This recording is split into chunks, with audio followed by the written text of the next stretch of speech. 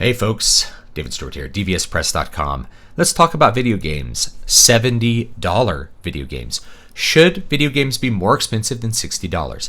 This is actually a really old topic. People have been talking about it for about 10 years now, but I've been seeing a lot of games journalism outlets popping up this question again. Should games be more expensive?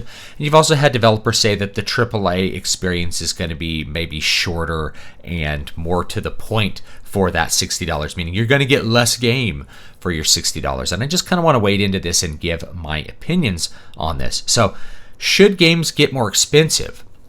That really is a question of whether games should follow inflation or not.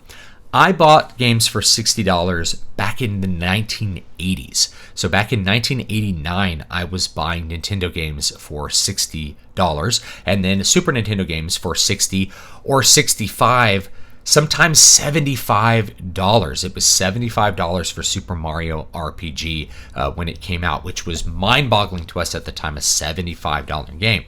Now, it's a great game. Maybe it was worth that $75. I think the cartridge has actually really held its value over time, which is a different thing because they didn't make so many of the cartridges.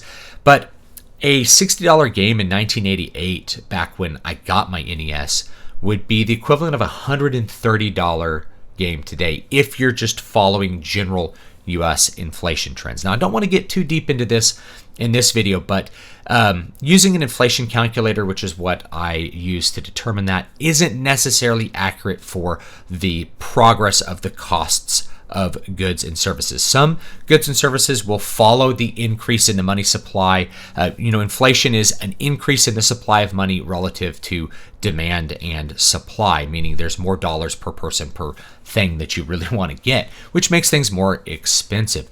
But most things will follow that trajectory. Some things will get more expensive than what the inflation of the money supply ought to actually deliver, such as universities.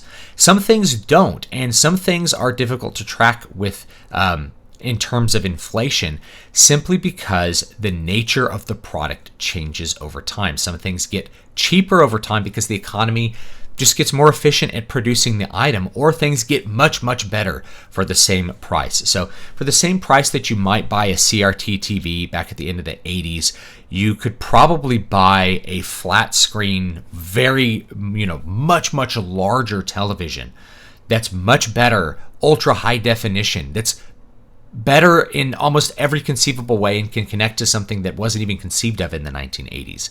So a TV might cost the same amount, but you're getting much more product for the same price compared to the 1980s.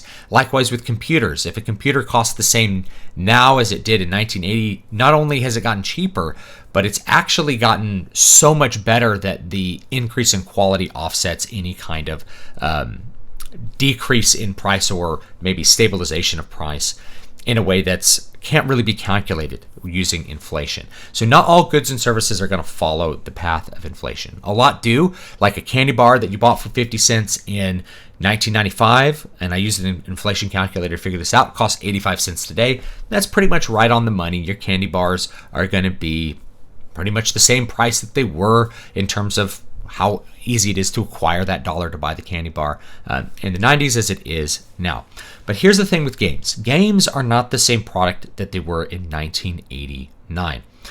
It is really a much bigger product. You're getting a lot more for your $60. So not only would a game need to cost $130 in 1980s money, but it would also deliver a much shorter experience for that. A typical game that you bought for $60 on the NES might give many days of entertainment through difficulty, but if you actually knew how to play the game, the actual content of it is in some cases less than an hour.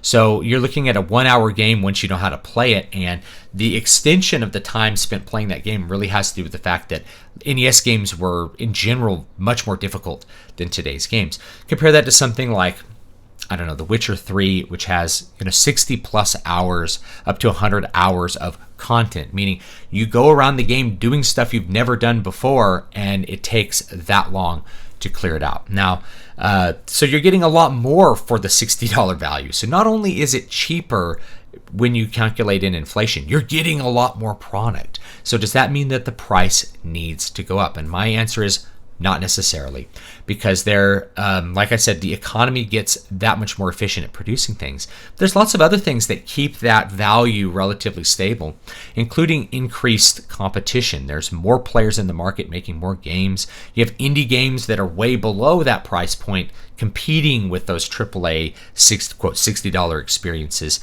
really keeping that price increase in check. So even if you had the industry decide that $70 was going to be the nominal value of games from now on, you would still have a lot of market forces wanting to push that down. So maybe it debuts at $70, but pretty soon it's going to come down to 60 or 50 because there's so much other competition that can't really be controlled. The competition is really what's going to be limiting the price increase. And as much as you might want to say, well, maybe games should be more expensive because it costs so much to make them, AAA companies have to recoup their costs, we should make them $70. That doesn't mean that you can just have them be $70 because you think they ought to be. There's this thing called market forces, which will do their work to price things down to where consumers are actually going to buy them. And so I think it's going to be harder and harder to increase the price, at least nominally. Now, game companies have actually been very clever in increasing the price beyond $60 over the years. The truth is, you don't get $60 games, and you haven't gotten $60 games for about 10 years. The real price of a game is somewhere higher than that because you have to pay extra to get everything that goes with the game. So yes, you might buy a game for $60, but then there's day one DLC, which costs you $10. You're at $70 right off the bat to get all of the content for the game. And then they'll release more DLC as time goes on. So they give you more pieces of the game to play, more stuff to play within the game for small amounts of money, those microtransactions or DLC transactions. I don't know if I'd call $10 like a micro transaction, but whatever terminology you want to use. Before you know it, you've actually paid $100 to play that $60 game. If you're buying map packs or whatever for Call of Duty and you want to play day one till the next Call of Duty game comes out, you're probably going to be forking over $100, maybe more, in order to play that. They have season passes for like $30-$40. So you're looking at a $100 game to actually play the entire game in all the capacities you want. And that doesn't include, say, the price of Xbox Live or one of these other services like the PlayStation Online service in order to access the online content, which is what you actually want to play. All of this really started to take off, I think, back with EverQuest. EverQuest had this just fantastic money model that everyone wanted to emulate. And a lot of focus is on World of Warcraft, but World of Warcraft just took EverQuest's model and ran with it. So EverQuest would sell you the game for $50, which is a lot of money. But then to keep playing the game, you had to pay them a subscription service, $10 or $15 a month, every month. So the game had all the content in it. You put the disc in and you installed the patches and you're like, I have all the content that I paid for $50, but you have to pay them an additional amount of money each month to access the content. That pays to keep the servers on and things like that, but it is certainly profitable. That's one of the things that made everybody pay attention to World of Warcraft, is when it had like 10 million people playing. That's 10 million people paying $15 extra a month after paying $50 for the base game and $50, or maybe it was $40, whatever it was. I think it was $50 for the Burning Crusade expansion, and maybe $50 for the Wrath of the Lich King expansion. So you're into the game for $150 plus every month that you paid $15. Before you know it, World of Warcraft is a $1,000 game. It's a $1,000 game. And so when lots of people, including myself, were discussing Classic WoW and private servers, one of the things is we paid for that original base game. And after the Cataclysm expansion, we can't even pay Blizzard $15 a month to access the game, which we already purchased way back in 2005. That game is not accessible to us, but we paid money for it. Should we be able to play it in some capacity? Do we have some kind of right to be able to play the game? So that subscription service, that's a lot of money. Before you know it, a lot of games aren't $60, and they haven't been $60 for a long time. There's something higher than that in order to get all the DLC. You're either waiting a long time to maybe buy a Game of the Year edition for $70 or for $60 or maybe even a little bit less. Or if you're going to play day one, which is a big thing for people who really like, say, Call of Duty games, come out with one a year, and you play day one, you buy the map packs, that's a $100 game when you actually look at the amount of money that you spend on it. So the next question is, let's say we say, okay, $60 games, clearly we have inflation. These games are very expensive. We want the same quality of game. Let's make it $75. We're going to go up to $70 or $75 for the game. Do you actually think the game companies are going to say, great, we're going to stop using DLC. We're not going to have any more DLC, no more map packs. It's just going to be a $75. You get the whole game, just like back in 1995 when you bought Final Fantasy VI and you got the entire game, Final Fantasy III, I think. So way back in the 90s when you bought the game and everything came on the disc and there were no patches and you had the game forever, it's going to be that. No. What they're going to do is they're going to make it $75, and they're still going to have day one DLC, and they're still going to have map packs, and they're still going to have DLC that comes after the fact. So it's kind of like Pandora's box. Once you open Pandora's box, you can't put the evils back inside. Games companies are trying to make the most money possible, and they will charge as much money as the market will allow. This is basic business stuff. So if the market allows them to charge $70, or maybe all the console companies agree with their kind of oligarchy power that they're going to make all the digital games $70, and they're going to sell, they're going to price the wholesale product to Best Buy and the other stores and Amazon for a suggested retail price of $70 for them to sell. Do you think that all the games companies are going to give up the other ways that they figured out how to milk money? No. Instead of it being a $100 game, it's going to be a $110 game. It's going to keep going up. They're not going to abandon the tried and true strategies 10 years at this point of milking the consumer for an extra $5 or $10 here or there. Loot boxes, things like that. I mean, who knows how much Battlefront 2, Star Wars Battlefront 2 could have cost somebody if they really wanted to gear up and be the best. It could have cost them hundreds of dollars in order to buy all the loot boxes, to get all the gear, in order to play the game at the high level that they want to play at. So our game company is going to naturally abandon this. The answer is no, unless consumers are really selective with how they spend their dollar. It really comes down to you guys and me, how we choose to spend our money. And I have certain ways that I choose to spend my money. I have no problem paying $60 for a game. I paid $60 for an old game. I bought Final Fantasy XII, the PS4 version, the day it came out. And I was happy to pay $60 for it because I was so excited to play this game again in HD. I bought the game twice, so really I was in the game, I was deeper in the game there. But $60, I knew it was going to be a great game, and I got $60 out of it. There are games that I bought day one for $60, including Dragon Age Origins, that I absolutely got my money out of. Dragon Age Origins also milked people really badly. All their DLC was really crappy and was like $5-10 a piece for just really pointless DLC that was just nowhere near the quality of the final game. They did have an actual full-sized expansion that I felt was a pretty good value. So I was into Dragon Age Origins for like $100 easy, and I still felt like I got my value out of the entire game because there was so much to it. Did I get more value out of Dragon Age Origins than out of, say, a typical 1988 Nintendo game? I think the answer is yeah. There was so much more there. There was so much more to the gameplay, the graphics.